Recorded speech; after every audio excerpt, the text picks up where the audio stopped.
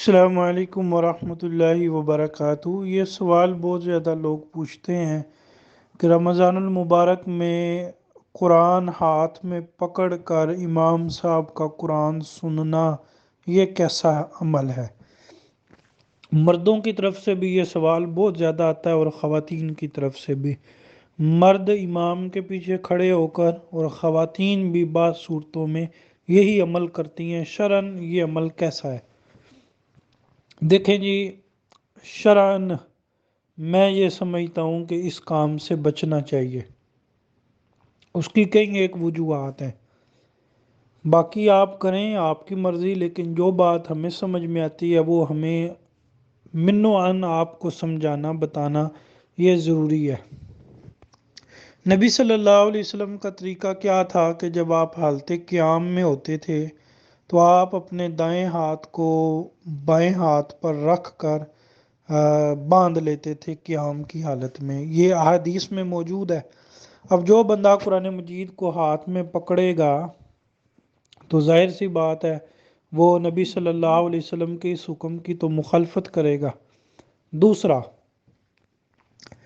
قرآن مجید ہاتھ میں پکڑ کر ہم نے دیکھا ہے کہ قرآن مجید کی جب رکوع یا سجدے میں جاتے ہیں تو ایک عدم احترام والا پہلو ہمیں ملتا ہے کہ بعض لوگ اپنی بغلوں میں قرآن مجید دے لیتے ہیں، بعض لوگ وہ سامنے پھٹی پہ رکھ دیتے ہیں، تو عجیب سا سلسلہ ہوتا ہے۔ تیسرا، نبی صلی اللہ علیہ وسلم نے حالت نماز میں ایک طرف توجہ کرنا اس سے منع کیا۔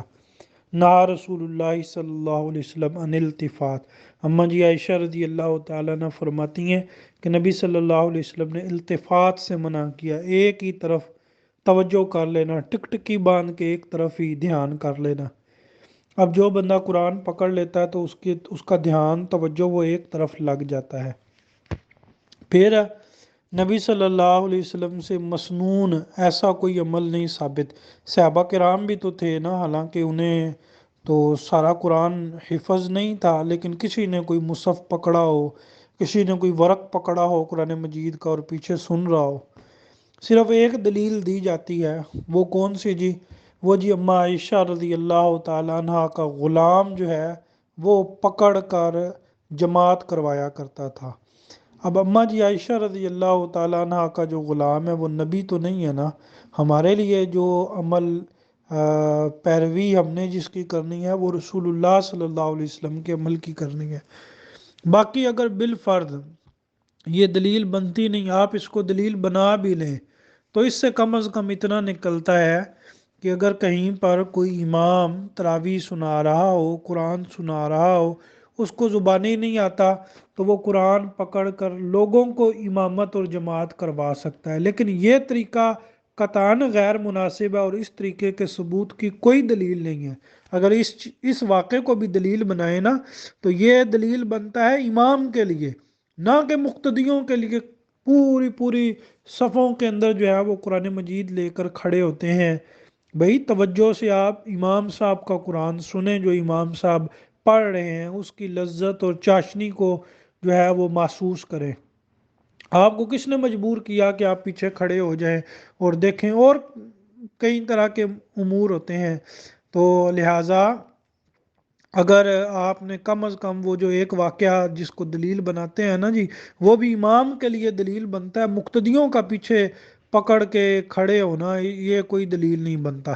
ہاں آپ کو ذوق شوق ہے سننے کا تو تراویح میں نہ کریں، ویسے آپ رات کو آڈیو لگا لیں، ساتھ قرآن مجید کھول لیں، اب ویسے اپنے طور پہ کریں۔ لیکن آپ نماز پڑھ رہے ہوتے ہیں، نماز کے کچھ ادب و آداب ہیں، پھر جماعت کے کچھ ادب و آداب ہیں، تو بالکل ایک اس کے منافی طریقہ کو اپنانا یہ مناسب نہیں لگتا، تو میں تو اس کی اجازت نہیں دیتا اور یہی کہتے ہیں کہ بھئی اس سے بچیں، یہ عمل جو ہے یہ مناسب نہیں ہے کہ پوری صفوں میں پیچھے قرآن پکڑ کے مقتدی کھڑے ہوں۔